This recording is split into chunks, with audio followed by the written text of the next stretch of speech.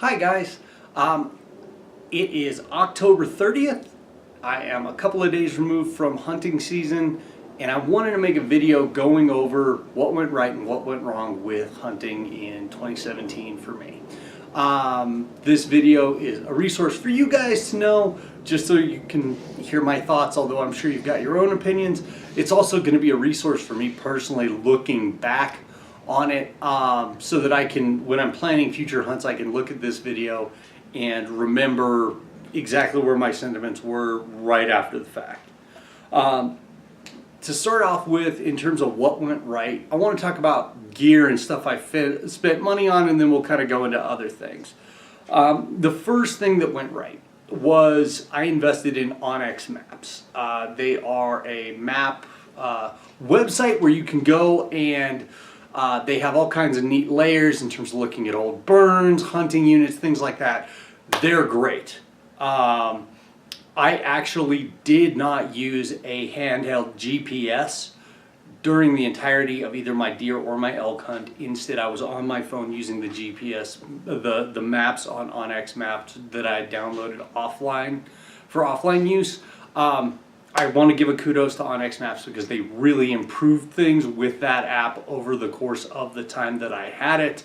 When I first got it, I was very, very disappointed. I found it hard to use, but over the course, they made updates, and I would encourage anybody in the future, if you are going to do hunting, buy the membership to the onX Maps. If you have a good smartphone, download the app. And you don't need to actually go out and buy a GPS unit. You can use that instead. The downside is that I believe you pay for it on a year-by-year basis, so you're always paying $100 a year. But if you buy a $600 GPS unit, are you going to use that same GPS unit 7 years from now? I don't know. So onX Maps, I think that's a good investment. My sleeping setup worked really well. I had a Mountain Hardwear Ratio 15-degree sleeping bag, a Moonlance ultralight inflatable pillow, and a Thermarest NeoAir X-Therm lightweight inflatable sleeping pad. I was happy with all of it. During the elk hunt, it was getting down to the 20s. In my deer hunt, it got down into the teens at night. I was never too terribly cold. That sleeping setup worked great. So I don't think I'm going to make any modifications to that in the future. My one teeny tiny complaint is that sleeping pad has a little more bulk than I would really like, but its insulated value is great. It's not very heavy, so I think that's going to remain unchanged.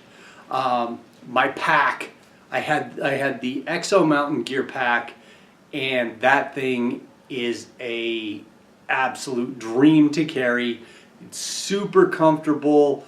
I had the little weapons carrier accessory I was able, which was very, very nice. I've got a little tiny modification I think I'm going to make that'll allow it to be even better. And once I've got that 100% nailed down, I'll make a little video on that. But if you're going to go on a backpacking hunt, one place that I think it is really, really a good idea to spend some money is to get a high quality pack. And those Exo Mountain Gear packs, I had the 3500. They're not cheap, but they're worth it. My little Leatherman accessory scabbard thing I made to carry a lighter with my right next to the sheath for my Leatherman. That was really handy, always having a lighter right there, not having to dig through pockets or go back to my tent, knowing where my lighter was at all times for getting campfire started. Love that. My little Alprang folding camp chair.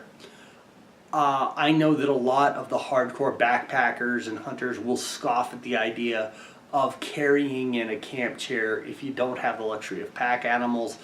And I've been saying I want to reduce weight, I want to reduce bulk, so carrying in a camp chair may seem dumb, but goodness gracious, just the morale boost and the quality of life you get improved by, at the end of a hard day, having a comfortable chair to sit in rather than having to sit on the ground or on a rock or on a stump.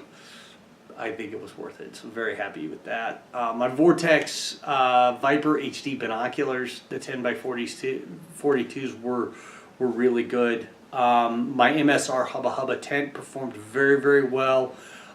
In the future, I may try out some other things with a tent. I may go with like a one man or a bivy or something like that. But I have no complaints with the way my MSR tent performed. Clothing.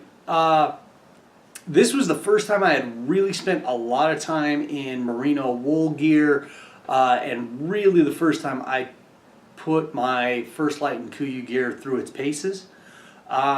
Everybody knows that First Light and KUIU are probably the two best manufacturers of high-end hunting clothing on the market. They perform very well. The only complaint I have was about durability, but when you buy First Light or you buy KUIU, you're dealing with high performance fabrics in terms of being lightweight, giving you good thermal insulative value, wicking away moisture. So the fact that they don't hold up to carrying around armloads of firewood like a Carhartt work jacket, you know, that's not what they're built for. I was very impressed with the merino wool gear I got from Black Ovis. Black Ovis is obtainable through the Camo Fire app as well as blackovis.com. They probably aren't quite as good as KUIU or First Light in terms of like weight or thermal properties, but in terms of value for your money, I was very impressed with Black Ovis. And if you're looking to, and if you've got a big shopping list for hunting and you're trying to be budget conscious, one place you can save some money is to get your merino wool gear through Black Ovis instead of KUIU or First Light. You'll probably save some money, but you won't lose out that much on performance. So there you go.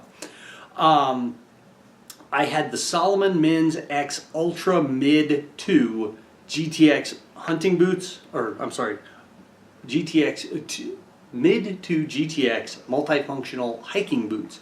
They performed extremely well.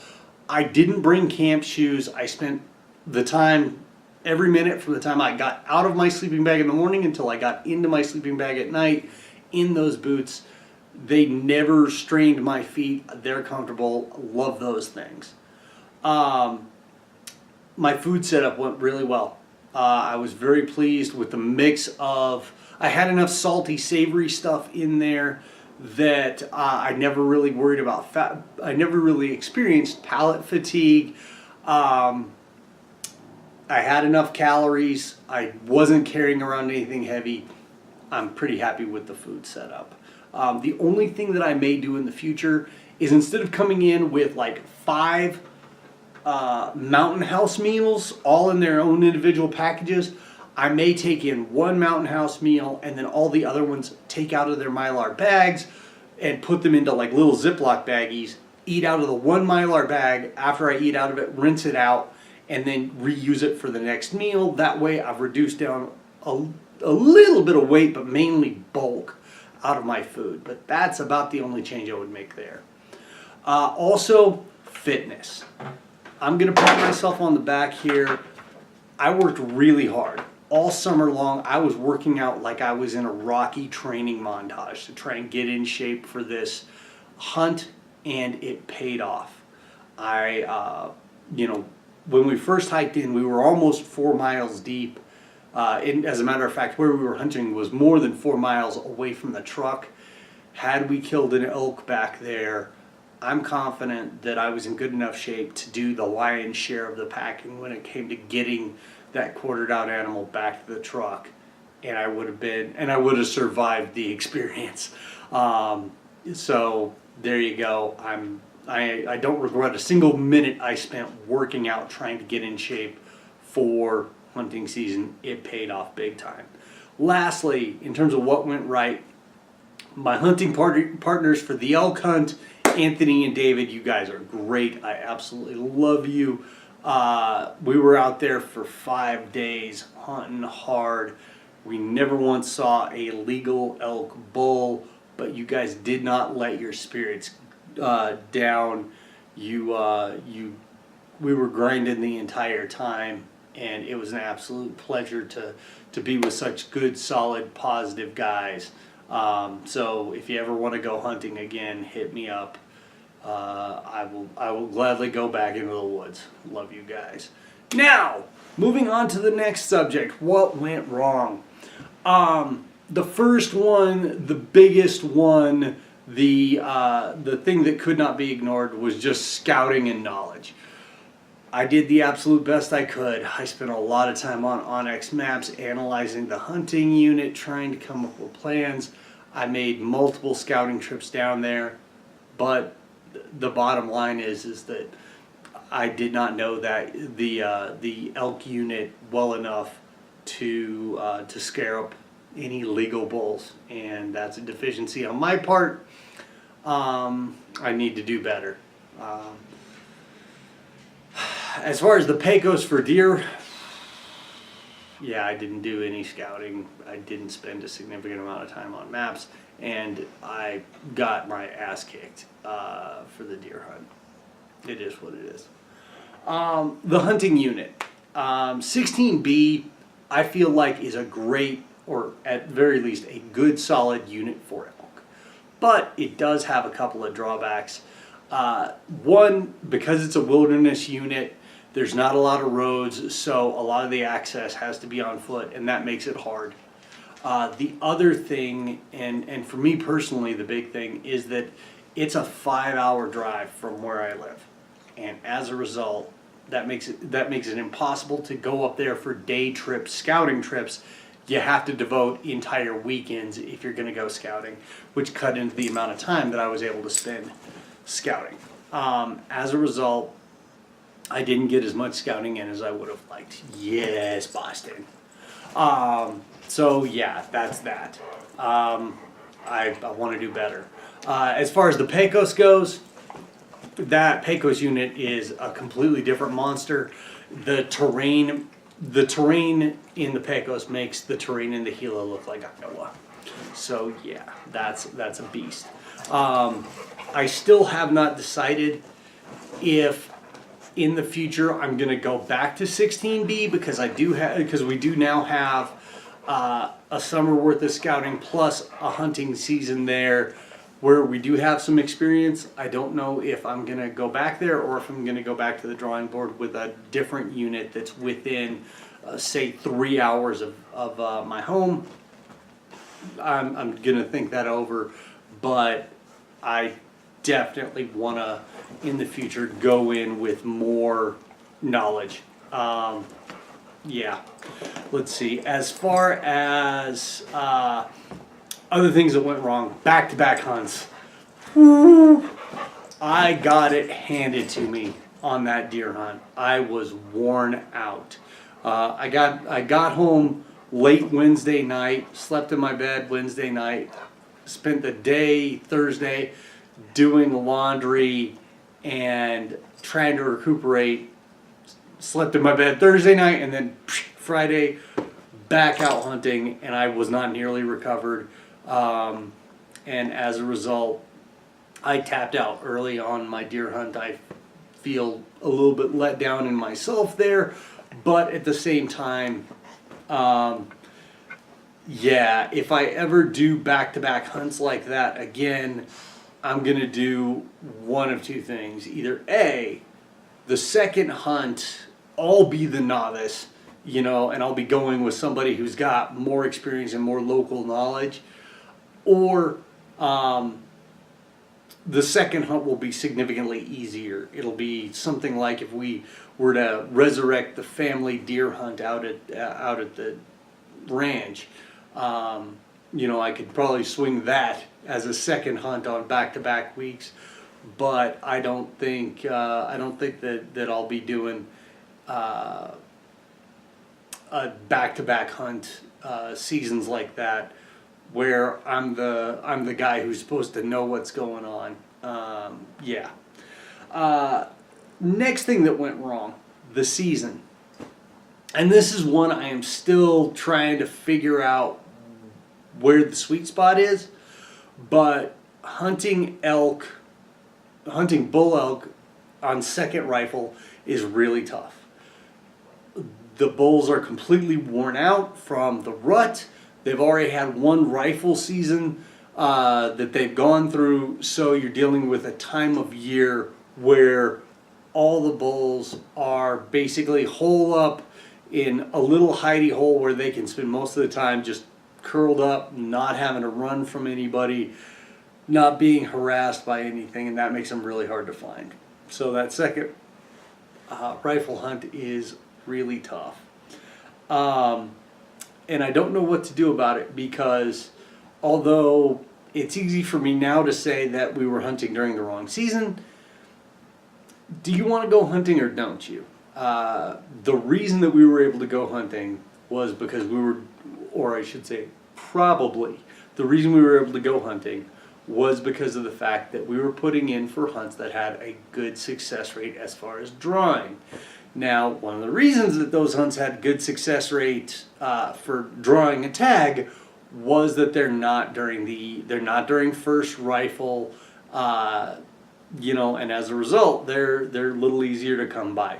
So that's what I'm going to have to do more thinking on, in terms of do I want to put all my eggs into the basket of, hey, you know, we're going and hunting dirt at the Valles Caldera, where there's a very, very low chance of drawing a tag, but a very, very high success rate if you do have a tag, versus, you know, hey, you're going to get to go hunting, but you're going to be hunting some rough country or in a lesser demand season. So, but yeah, that was the other thing. Water. This again goes back to the number one thing that went wrong. I need to be more knowledgeable about water sources, and and not only just for, you know, animals in terms of where they're going to be watering, but also if we're going to set up camp, I don't really want to have to draw out of a really scuzzy, nasty stock pond and try and filter that, or, you know, have the option to hike 4 miles each way to bring in water from the trucks. So yeah, I need to do a better job planning around water in the future. Gear, in terms of what went wrong, this is a fairly short list. For elk season, I brought the wrong rifle with me. I was using my heavy old Weatherby 300 short mag, and that thing weighs about as much as a boat anchor. And although the 300 short mag is a good elk hunting cartridge, I have a brand new Savage Lightweight Hunter 308, and if 308's a good enough caliber for Randy Newberg, then it's good enough for me. I don't need to be carrying around the extra heavy old 300 short mag when I've got a much lighter and perfectly capable rifle. Overall, I would like to get lighter and less bulky, and I should probably be a little more selective with my food and my clothing, because I probably brought in a little more food, a little more clothing into the backcountry than I needed. Those are minor complaints. And then the last thing, I know that I mentioned this is a success, but my fitness, I was adequately fit, but I feel like I could have been, had I been in better shape, that wouldn't have hurt anything at all. It also might have really helped me out in that second hunt for deer, where I kind of ran out of gas. If I had been more fit, I wouldn't have tapped out nearly as soon. Yeah, that's what went right and what went wrong with my 2017 hunts. If you feel like I forgot something, go ahead and leave a comment. I hope you guys found this video helpful, and I love you. I'll see you next time.